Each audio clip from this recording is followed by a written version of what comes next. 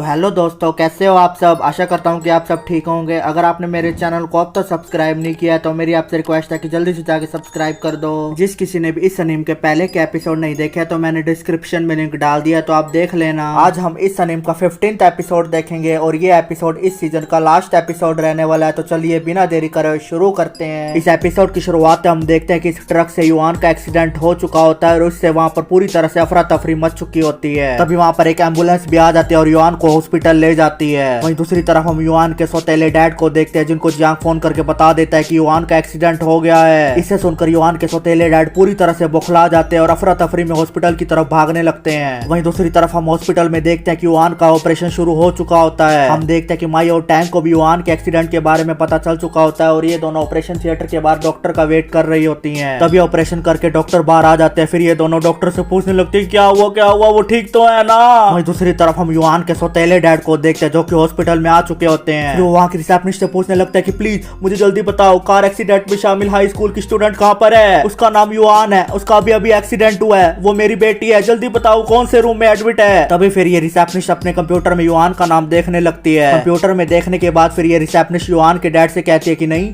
Yuan नाम की लड़की तो कोई भी नहीं है यहाँ पर, शायद आप गलत हॉस्पिटल में आ गए हैं। इस पर फिर युआन के सौतेले डैड भड़क जाते हैं और कहने लगते हैं कि क्या बकवास कर रही हो तुम, मैं खुद ही जाके देख लूंगा, बैठे रहो तुम यहीं पर। तभी फिर युआन के डैड वहाँ से भागकर हॉस्पिटल के अंदर की तरफ जाने लगते हैं। वहीं दूसरी तरफ ये रिसेप्शनिस्ट युआन के डैड को कहते हैं कि नहीं, आप ऐसा नहीं कर सकते, आप बिना परमिशन के अंदर नहीं जा सकते। तभी युआन के डैड हॉस्पिटल के अंदर भागते हुए इस डॉक्टर की बात सुन लेते हैं। ये डॉक्टर कह रहा होता है कि सच में कितनी शर्म की बात है, वो अभी कितनी छोटी थी। इसे सुनकर युआन के डैड पूरी तरह से टेंशन में आ जाते हैं और इस डॉक्टर से पूछने लगते हैं कि क्या हुआ उसको, वो ठीक तो है ना। फिर ये डॉक्टर कहते हैं कि आप उसके परिवार से हैं क्या, मुझे ये बताते हुए बहुत खेद हो रहा है कि आपकी बेटी अब नहीं रही। इसके बाद फिर युआन के डैड आईसीयू में आ जाते हैं जहाँ पर युआन की बॉडी पड़ी होती है। फिर युआन के डैड रोते हुए कहने लगता है कि मैं कितना बुरा बाप हूँ, बेटा युआन प्लीज उठ जाओ, मैं तुम्हारी मॉम को कैसे संभालूंगा, हो सके तो बेटा अपने पापा को माफ कर देना।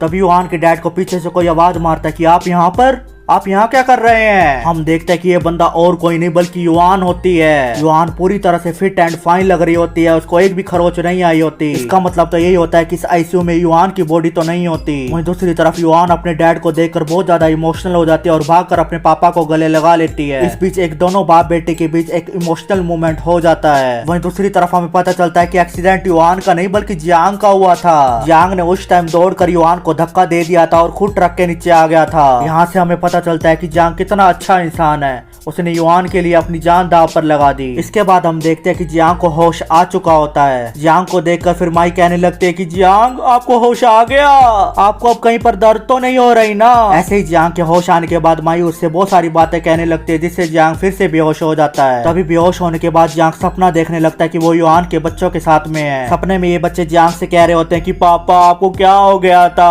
आप ठीक हो ना अब। तभी फिर युआन की बेटी जियांग को ये एल्बम देने लगती है और कहती है कि ये वो पल है जो हमने मॉम और डैड के साथ बिताए थे। ये देखकर फिर जियांग कहता है कि कितनी खूबसूरत ड्राइंग है। इसके बाद फिर युआन की बेटी जियांग को गले लगा लेती है और उसे कहने लगते कि हम आपको बहुत याद करेंगे, अब उस मैजिक चॉकलेट का इफेक्ट खत्म हो गया, अब हम जा रहे हैं। तभी फिर युआन का बेटा जियांग से कहने लगता कि पापा आप मेरे से वादा करो, आप और मॉम एक साथ रहोगे, ठीक है, भले ही हम अब यहाँ से जा रहे हैं लेकिन हम आपको देखते रहेंगे ऊपर से। इस बीच यहाँ पर एक इमोशनल मोमेंट हो जाता है इन सब में। तभी हम देखते हैं कि युआन के ये बच्चे वहाँ से गायब हो जाते हैं। यहाँ पर उस मैजिक चॉकलेट का इफेक्ट अब खत्म हो चुका था क्योंकि युआन का सपना पूरा हो चुका था कि उसके डैड उसके पास आ जाए, इसलिए फिर ये बच्चे वहाँ से अब गायब हो जाते हैं। फिर यहाँ से सीन चेंज होता है, हम जियांग को देखते हैं जिसको होश आ चुका था। हम देखते हैं कि वहाँ पर युआन भी जियांग के साथ होती है। युआन को देखकर फिर जियांग उससे कहने लगता है कि आज तुमने चश्मा क्यों नहीं पहना, चश्मे में तुम कितनी क्यूट लगती है। इसे सुनकर युआन बहुत ज्यादा शर्मा जाती है और जोर जोर से हंसने लगती है। इसके बाद फिर हमें 1 महीने बाद का सीन दिखाया जाता है जहाँ पर जियांग को हॉस्पिटल से छुट्टी मिल गई थी। हॉस्पिटल से बाहर आने के बाद जियांग कहता है कि फाइनली आज मैं फ्री हो गया, आज मैं बहुत खुश हूँ। तभी फिर वहाँ से चलते चलते जियांग का पैर गोबर में आ जाता है। इसे देखकर जियांग बहुत ज्यादा गुस्सा हो जाता है। जियांग गुस्से में कहने लगता है कि ये हॉस्पिटल है यार, हॉस्पिटल के बाहर तो सफाई रखा करो। इसके बाद फिर हम देखते हैं कि एक कार में अलीना वहाँ पर आ जाती है। जियांग को वहाँ पर देखकर अलीना उसको गले लगा लेती है और उसे कहने लगते हैं कि मैं बहुत खुश हूँ आज तुम ठीक हो गए। अलीना जियांग से कहने लगते हैं कि मैं तुमसे माफी चाहती हूँ कि मैं तुमसे पहले मिलने नहीं आ पाई, लेकिन तुम चिंता मत करना,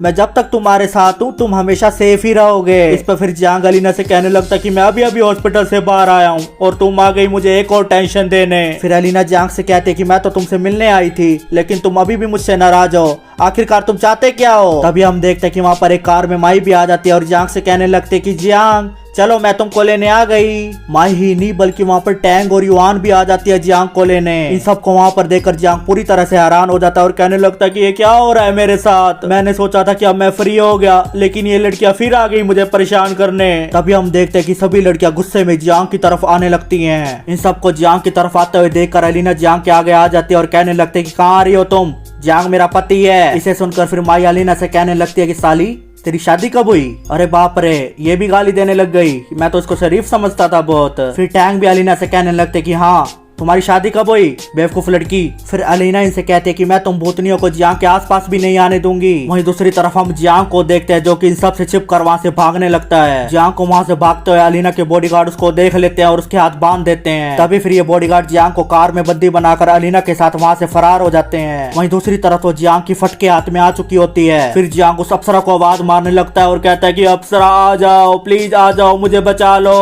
वहीं दूसरी तरफ हम इस अप्सरा को देखते हैं जो कि बिना टेंशन के आराम कर रही होती है। ये अप्सरा कहने लगते हैं कि फाइनली युआन की प्रॉब्लम का सोल्यूशन हो गया, अब बेचारे जियांग को भी उन बच्चों से छुटकारा मिल जाएगा। तभी इस अप्सरा को बहुत सारे लोगों की चिल्लाने की आवाज आने लगती है। ये बहुत सारे लोग चिल्ला रहे होते हैं कि उसे बचाओ नहीं तो वो छत से कूद जाएगी। हम देखते हैं कि ये लड़की छत से कूदने की कोशिश कर रही होती है और कहते हैं कि नहीं अब मुझे जीने का कोई हक नहीं है। जैसा कि पिछले एपिसोड में अप्सरा ने जियांग से कहा था कि अभी तो और भी लड़की हैं जो कि तुम्हें परेशान करेंगी आगे आगे। तो हमें लगता है कि इस लड़की पर भी उस मैजिक चॉकलेट का असर अब एक्टिव हो चुका है, इसलिए अब इस लड़की की एंट्री जियांग को परेशान करने के लिए हो चुकी है। तो इसी के साथ हमारे इस सीजन का ये लास्ट एपिसोड यहीं पर ही खत्म हो जाता है। तो जिसने भी इस एनीमे का सेकंड सीजन देखना है तो वो मेरे चैनल को सब्सक्राइब जरूर कर ले ताकि आपको सबसे पहले नोटिफिकेशन मिल जाए कि सेकंड सीजन आ चुका है। तो गाइस आपको ये सीजन कैसा लगा ये कमेंट में जरूर लिख के जाना। तो हम फिर मिलेंगे अगले एपिसोड के साथ। Thank you.